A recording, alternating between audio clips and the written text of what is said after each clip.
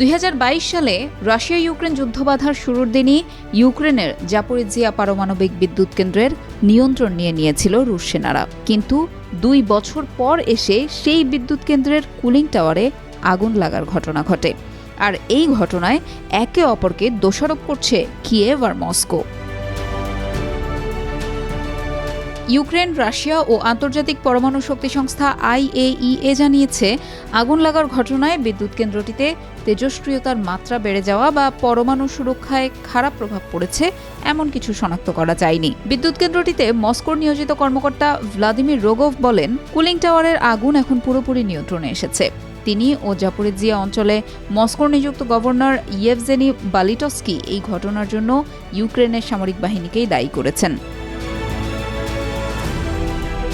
এদিকে ইউক্রেনের president Volodymyr Zelensky তার সামাজিক যোগাযোগ মাধ্যমে দেয়া এক পোস্টে বলেছেন, রুশ দখলদাররাই এই অগ্নিকাণ্ডের সূত্রপাত ঘটায়, আর এখন তারা ইউক্রেনের ওপর দায় চাপিয়ে ব্ল্যাকমেইল করার চেষ্টা করছে।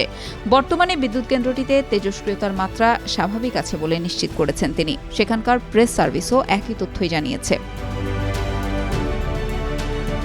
বিদ্যুৎ কেন্দ্রটিতে নিয়োজিত IAEA-এর বিশেষজ্ঞরা বলছেন, সেখানে পরমাণু সুরক্ষায় কোনো খারাপ প্রভাব পড়েনি। সামাজিক যোগাযোগ মাধ্যম এক্স দেওয়া এক পোস্টে IAEA জানায়, সংস্থাটির বিশেষজ্ঞরা জাপোরিজিয়া পারমাণবিক বিদ্যুৎ কেন্দ্রের উত্তর দিক থেকে শক্তিশালী কালো ধোঁয়া উড়ে আসতে দেখেন।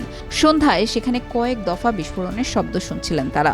বিদ্যুৎ কেন্দ্রটির পক্ষ থেকে জানানো হয়, একটা কুলিং টাওয়ারে সম্ভবত ড্রোন হামলা করেছে।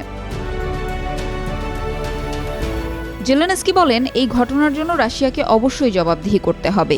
ইউক্রেনের অধীনেই জাপোরিজিয়া পারমাণবিক বিদ্যুৎ কেন্দ্রে স্বাভাবিক পরিস্থিতি ফিরিয়ে আনা ও সম্পূর্ণ সুরক্ষার নিশ্চয়তা দেওয়া সম্ভব। বিদ্যুৎ কেন্দ্রটির প্রেস সার্ভিস জানায়, অগ্নিকাণ্ডের পর সেখানকার 6টি চুল্লির সবগুলোই বন্ধ করে দেওয়া হয়েছে। আপাতত আর কোনো বিস্ফোরণ বা বিপদের ঝুঁকি নেই বলে জানিয়েছেন গভর্নর ইয়েভজেনি বালিটস্কি। ইউক্রেনের দক্ষিণ পূর্বাঞ্চলের শহর এনারহোদার শহরে জাপোরিজিয়া পারমাণবিক বিদ্যুৎ কেন্দ্রটি অবস্থিত। এটি ইউরোপের সবচেয়ে বড় পারমাণবিক বিদ্যুৎ কেন্দ্র। ইউক্রেনের 1/4 বিদ্যুৎ এই কেন্দ্র থেকেই সরবরাহ করা হয়ে থাকে।